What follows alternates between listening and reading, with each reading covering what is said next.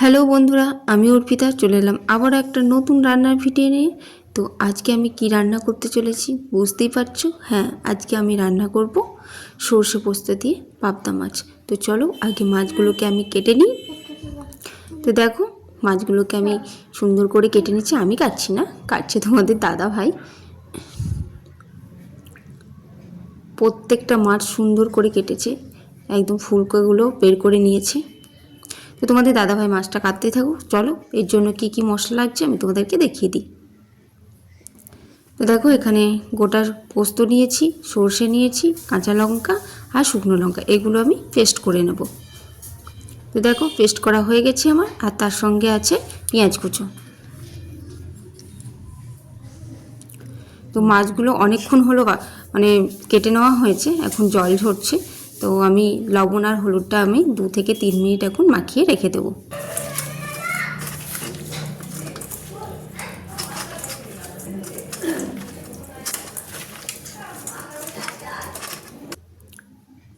তো চলো এবার আস্তে আস্তে আমি মাছগুলোকে ভেজে নিই। তো দেখো, কড়াইতে আমি তেল দিয়ে দিয়েছি, তেলটা গরম হয়ে এসেছে। এবার একটা একটা করে মাছগুলো আমি দিয়ে দেব। পাবদা মাছ খুব কড়া করে ভাজবো না, হালকা করে ভাজবো।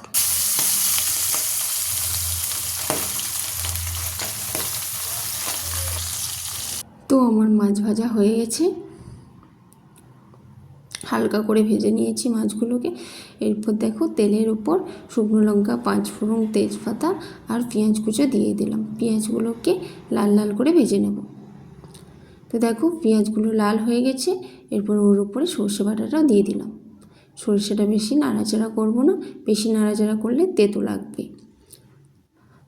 আর এখানে দেখো হলুদ আর কাশ্মীরি লাল মরিচ গুঁড়ো এটা ভিজেতে দিয়েছি। দেখো এরপর ওটাও দিয়ে দেব।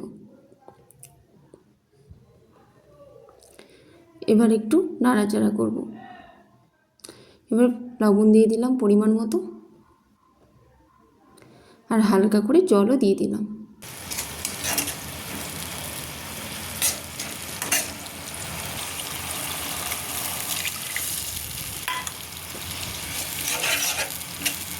এখন একটু হবে এটা, তারপর পোস্ত দিয়ে দেব।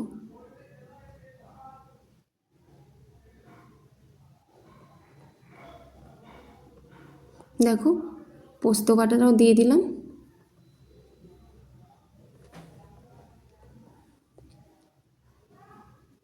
এবার এটা খুব ফুটবে, তারপরে মাছগুলোকে দেব।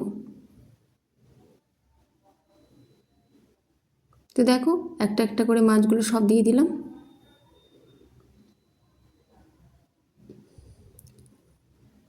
এবার এটা 10 থেকে 15 মিনিট হবে।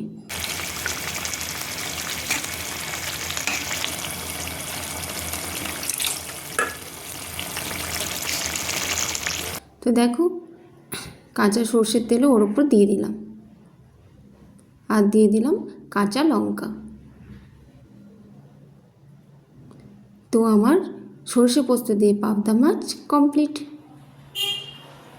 তো বন্ধুরা, কেমন লাগলো এই রেসিপিটা সর্ষে পোস্ত দিয়ে পাবদা মাছ, অবশ্যই কিন্তু কমেন্টে জানাবে। তো টাটা।